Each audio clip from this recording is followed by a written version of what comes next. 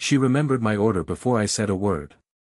"Double espresso, no sugar, right?" she asked, her voice carrying that soft kind of certainty that comes from repetition.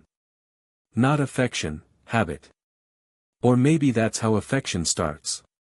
It was a small coffee shop at the corner of 7th and Main, the kind that always smelled like yesterday's roast and quiet music. I'd been coming there for 3 months, every morning before work, always ending up at the same table near the window. She wasn't the barista, just someone who sat there often enough to feel like part of the place. Mid-40s, calm, unreadable. She always brought a book but rarely turned the pages. That morning, I noticed she wasn't reading at all. "You're early," I said, half smiling. She looked up, brushing a stray hair from her face. "You're late." I laughed under my breath, then looked away before it turned awkward. That was how our conversations usually went, 3 lines, maybe 4. Enough to leave something unsaid every time. I never asked her name. It felt safer that way, like keeping a fragile thing untouched. The coffee came, and I stirred it even though there was nothing to stir. She watched for a moment, her eyes flicking to my hands, then to the window. I caught the motion, barely. Tiny things like that stay longer than they should. The cafe was half empty, sunlight slanting across the floor. She reached for her phone, hesitated, then set it face down beside her cup. I noticed that too. The hesitation. Like she was waiting for a message that shouldn't come, or maybe shouldn't be read. "You always come here alone," she said. I nodded. "So do you."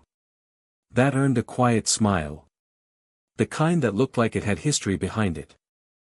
I wanted to ask why, but instead, I unfolded my napkin and refolded it again, tighter this time, as if that small act could fill the silence. She noticed. "You do that when you're thinking," she said. I didn't realize she'd been paying attention. "I do." She nodded slowly. "Every time." Something in my chest shifted, like being seen for the first time in a while. I looked at her hands, the way her thumb brushed against her cup, the chipped edge of her nail polish. Noticing became its own language between us. Outside, a car honked. Someone laughed near the counter. Time didn't move much here. "I should go," she said finally, standing up but not leaving right away.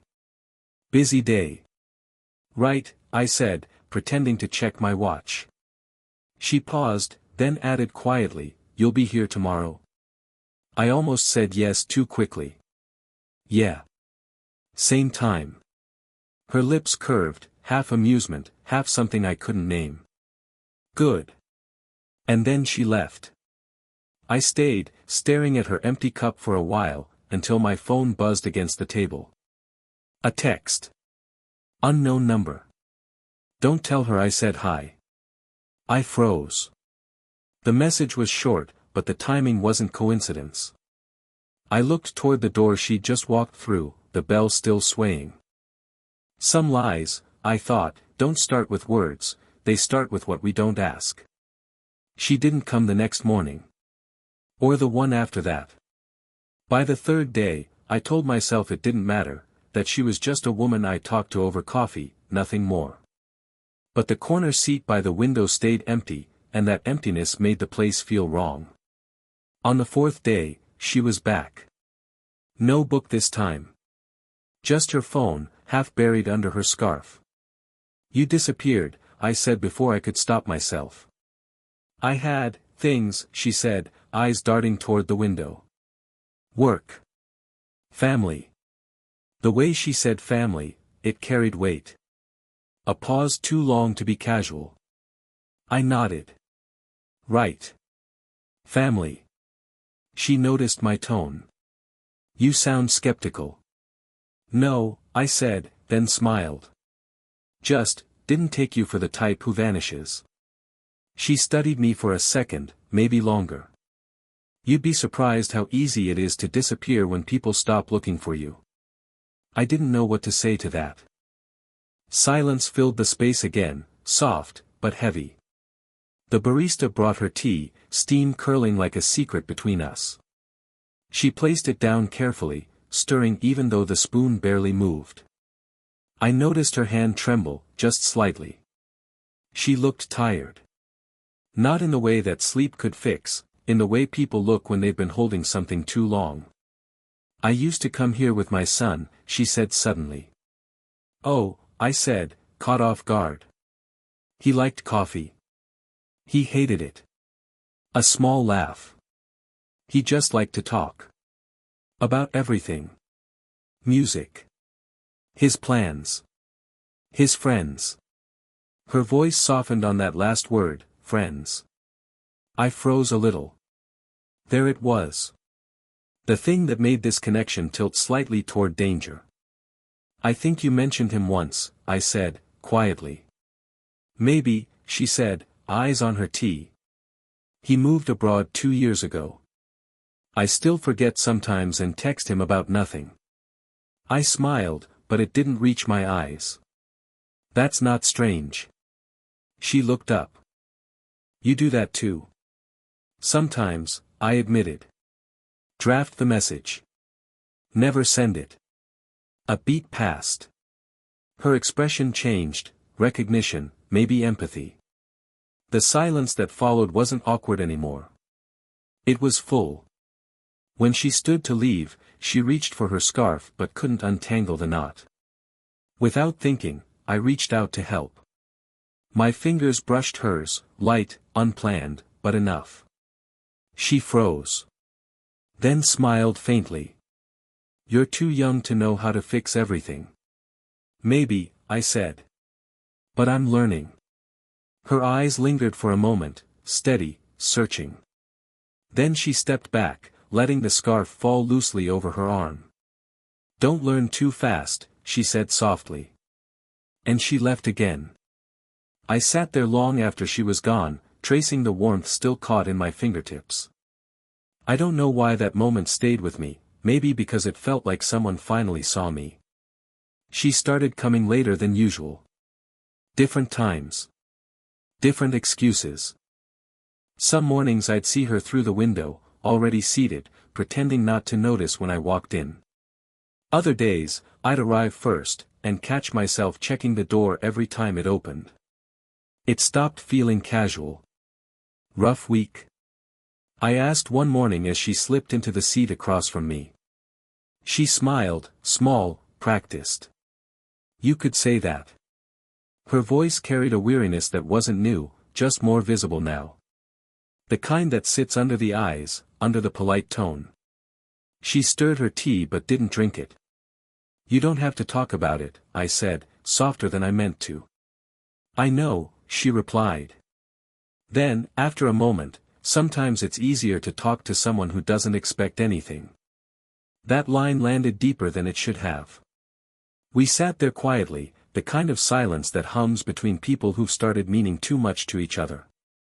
She adjusted her sleeve, tucked a strand of hair behind her ear.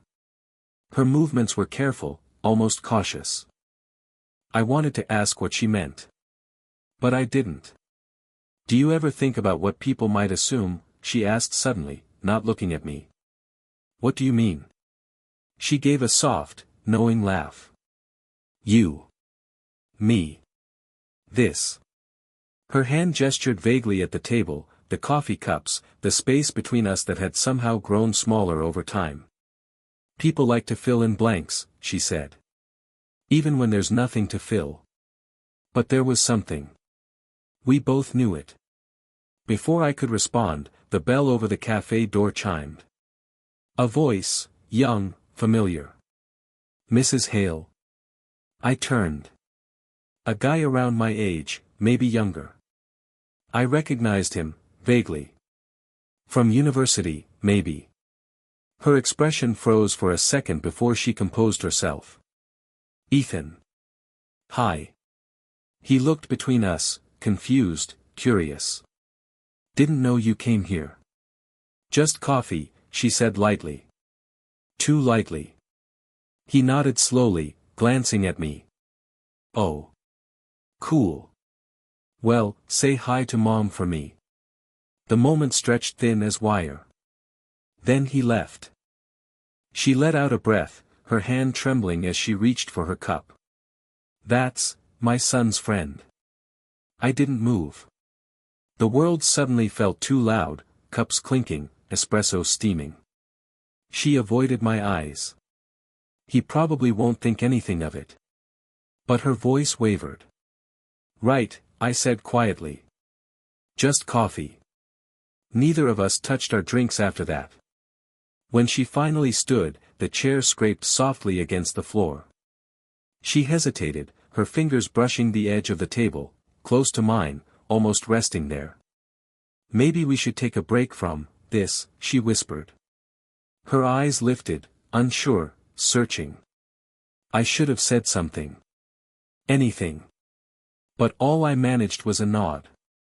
She stepped back, turned to leave, then paused, like she might change her mind.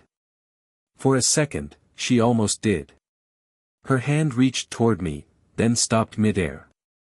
Take care, she said, barely audible. The bell rang as she walked out. I sat there, staring at the space her hand almost touched, wondering what would have happened if she hadn't stopped. Almost feels heavier than goodbye. It had been 2 weeks since I last saw her. I told myself I was fine, that I'd stopped checking the cafe window every morning, stopped glancing at the door whenever the bell rang. But the truth was quieter than that. I still waited. Just differently. When she finally showed up, it wasn't at the cafe. It was near the riverside park, late afternoon. She was sitting on a bench, watching the water move, slow and restless, like her. I almost walked past her. Almost. Didn't think I'd see you again, I said. She looked up, startled, then gave a small, guilty smile. I didn't plan to be here. Neither did I said. Which was a lie. We sat a few feet apart, the air between us heavy but not uncomfortable. She kept her eyes on the water. I kept mine on her reflection in it. You were right, she said finally. About what? People filling in blanks. Her voice cracked faintly. My son called. Asked if I was okay. He didn't ask about you. But he didn't have to. I stayed quiet.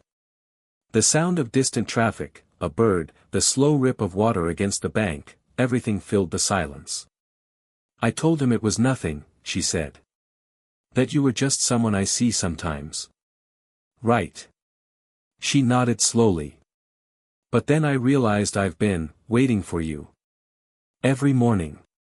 Like some part of my day doesn't start until I've seen you. That landed hard.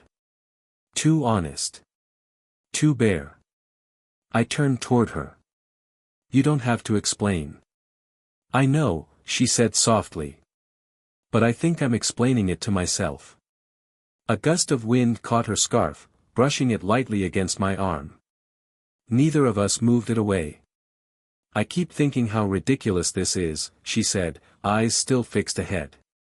You're young. My son's age. You should be, she stopped. Should be what? Someone else's mistake, not mine. I let out a breath that wasn't quite laughter. You think I haven't been fighting this too? Her head turned. Our eyes met, steady, searching. You shouldn't have to, she whispered. Maybe I already lost that choice. For a long moment, nothing moved. Her fingers tightened around the bench edge, knuckles pale. My hand hovered near hers, not touching, just close enough to feel the warmth radiating off her skin. Don't, she said softly. Not a warning. A plea. I stopped, but didn't move away. Her eyes glistened, not from tears, but from the effort of holding them back. I don't know what I'm doing anymore. You're here, I said. That's something. She closed her eyes, the faintest tremor in her breath.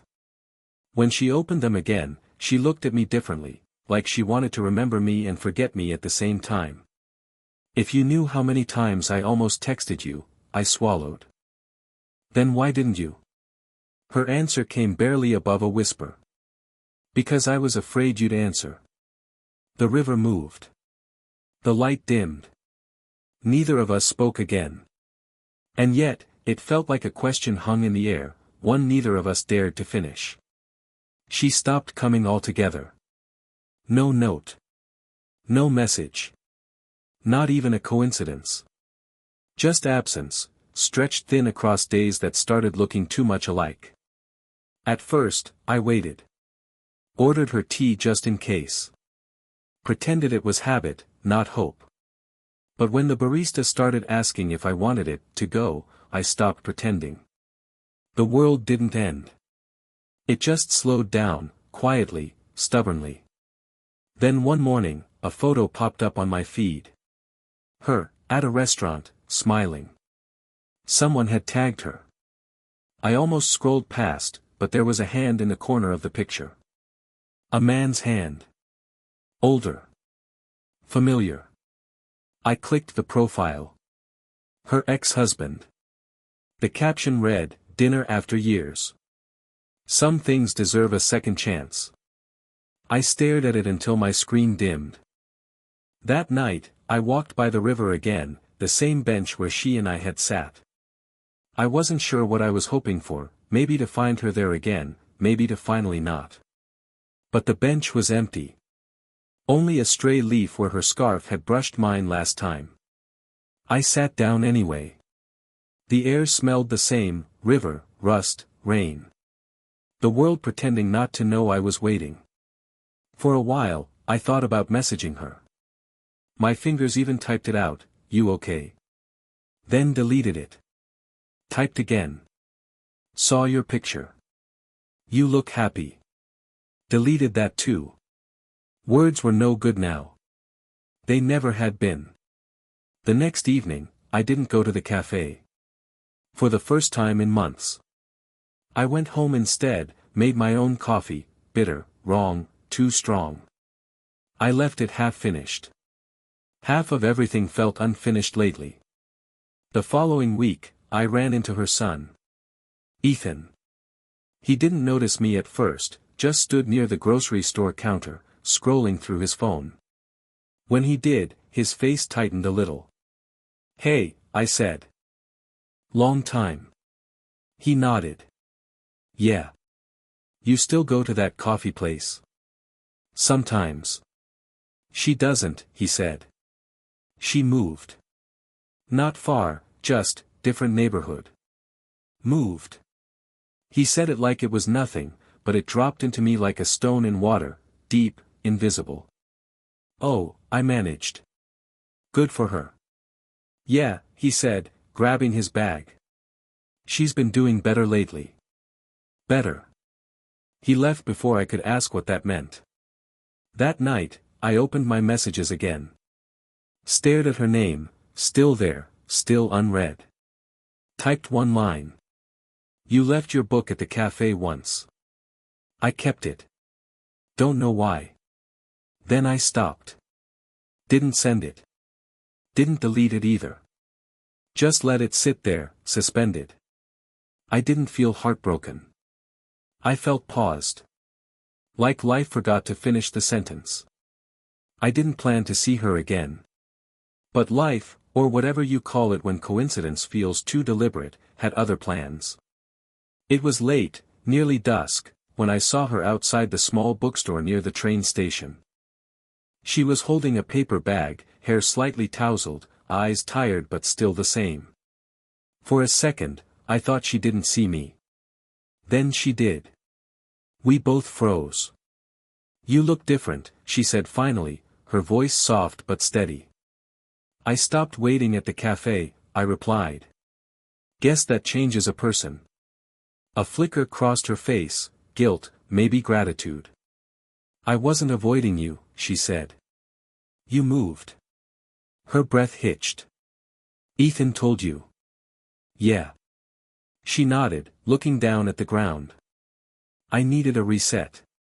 Everything was starting to feel like a mistake I was about to make twice. I almost laughed, not because it was funny, but because it was true. "You mean us?" She looked up, and for the first time, didn't deny it. I mean, what was becoming something I couldn't explain. We stood there, the sound of the train rolling by behind us. People passed, but none of them belonged to this conversation. I kept thinking, I said, about that day by the river. What you said, about being afraid I'd answer. She smiled faintly. And I kept thinking about how easy it was to talk to you. Easier than it should have been. The air between us tightened, quiet but alive. Did you ever tell him? I asked. My son, she said, surprised. No. There was nothing to tell. Wasn't there? Her lips parted, then closed again. She stepped closer, just a little. Close enough that I could smell her perfume, faint jasmine, like before. I thought about calling you, she said. Many times. But then I'd imagine what I'd say, and every version sounded wrong. Try one, I said. Her eyes lifted to mine, searching, hesitant. I missed you, she whispered. But missing you made me feel foolish. That one broke something quiet inside me. I missed you too, I said. And I hated that I didn't know if I was allowed to. The world seemed to shrink to just that space, two people, a single sentence, and everything it cost to say it. She laughed softly then, not happy, not sad. Just real. We were never really doing anything wrong, she said. We just almost did. Almost, I repeated. A pause. The kind that could hold an ending or a beginning. She reached out, brushed something off my sleeve that wasn't really there. Her fingers lingered for half a second longer than they should have. Take care of yourself, she said quietly. You too. No promises. No what-ifs. Just that, simple, unfinished, human. She turned to leave, and I didn't stop her. But when I caught her reflection in the window as she walked away, she was smiling. So was I. A quiet, tired, honest smile. And somehow, that was enough. It's been a year since the last time we stood outside that bookstore. A year since I told her, take care, and meant it like a promise I wasn't sure I'd ever get to keep. Life didn't stop. It just rearranged itself. She moved back to the city a few months ago. Said her son was older now, more independent. Said she wanted to be closer to things that made her feel alive again. She didn't mention me, not directly. But I think we both knew what she meant. Now, some mornings, I see her again. Same cafe, same corner seat. 8:47 a.m. sharp, tea for her, black coffee for me. No schedules discussed. No messages sent. Just a quiet rhythm that returned on its own. We talk about small things, books, weather, her garden. Sometimes about the things we almost said. She laughs easier now. I listen better. There's a peace to it, not the kind you chase, but the kind that finds you when you finally stop trying to fix everything. The world hasn't changed much. But we have. One rainy afternoon, she brought her sketchbook, something she hadn't done in years. She opened it and said, "Remember that bench by the river?" I nodded. She showed me a drawing, the bench, the soft ripples of water, the faint silhouette of two figures sitting just far enough apart to not touch. I never finished it, she said. It's perfect like that, I told her. She smiled. That's what I thought too. There was a pause, long, but comfortable. The kind where nothing needed to be said because everything was already understood. She reached out then, slow, natural. Her hand found mine, fingers intertwining like it had always been meant to happen this way. No rush. No tremor. Just quiet certainty. And in that moment, I realized, we didn't need the grand gesture. We'd already survived the hardest part, the waiting, the wondering, the almost. Now, it was just this, shared warmth, familiar silence, the taste of black coffee and jasmine tea mixing faintly in the air. Outside, the city moved on, cars passing, rain softening the world. Inside, she looked at me and said, "You know, it doesn't feel like we started over. It just feels like we finally caught up." I smiled. "Yeah. Maybe we just stopped running from the same thing." She squeezed my hand once, gently, like punctuation. "Finally. No declarations. No confessions. Just peace, small, steady, earned." Later, when she left, she looked back through the window and mouthed something, 2 words I almost missed. "Still here." And I knew, somehow, that was her way of saying everything we never dared to before. Did this story stay with you? What kind of quiet, real love stories do you want to hear next?